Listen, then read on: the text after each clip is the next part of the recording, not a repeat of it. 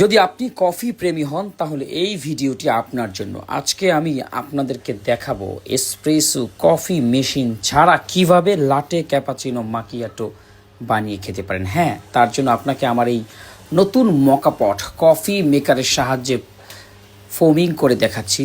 এটার ফিচারটা সত্যিই অসাধারণ। আপনি যেমন এটার সাহায্যে এসপ্রেসো বানাতে পারবেন, ঠিক তেমনিভাবে মিল্ক ফোমিং করে ডিজাইন প্র্যাকটিস করতে পারবেন। এবং তার জন্য কিন্তু আমি আজকে এসপ্রেসো ব্যবহার করছি না, রং, সাবান, পানি ব্যবহার করছি। দেখতে থাকুন ভিডিও, তাহলে আইডিয়া আপনার হয়ে যাবে। দেখেন কত সুন্দর কফি শপের মতো ফোমিং হয়ে গেছে, তাই না? আর হ্যাঁ, ডিজাইনের জন্য তো অবশ্যই প্র্যাকটিস করতে হবে। তবে যদি আপনি নতুন কিংবা ভিগেনার বারিস্তা হন, মিল্ক পিচার অবশ্যই অ্যারাউন্ড 600 ml হওয়া উচিত। কেননা আমি 350 ml মিল্ক পিচার দিয়ে ফোমিং করে দেখাচ্ছি। এতেই আমি অনেকটা প্রবলেমের মধ্যে পড়েছিলাম, কারণ পিচারটা ছোট এবং আমার পিচারটা একদম ভালো না।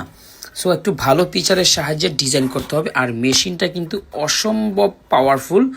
নিচে একটা ইলেকট্রিক চুলাতে আমি নিচে পানি দিয়ে, মানে অ্যাজ লাইক আপনি যেভাবে এসপ্রেসো বানান মকা পটের সাহায্যে, ঠিক সেমভাবে পানি দিতে হবে, কিন্তু কফি দিতে হবে না।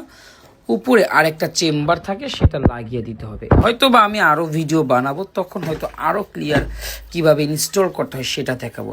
এখানে কিন্তু দেখেন ওই মকাপটের চেম্বারের ওখানে আমার বারের প্রেশারের একটা চিহ্ন রয়েছে।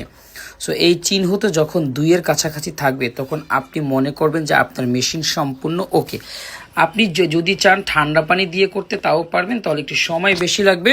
তবে আমি রিকমেন্ড করছি আপনি গরম পানি মকাপটের মধ্যে প্রথমে দিয়ে নেবেন, এরপর ওয়েট করবেন ওই যে পাওয়ারের বারটা আসার আগ পর্যন্ত। যখন 2-এ হবে তখন শুরু করবেন।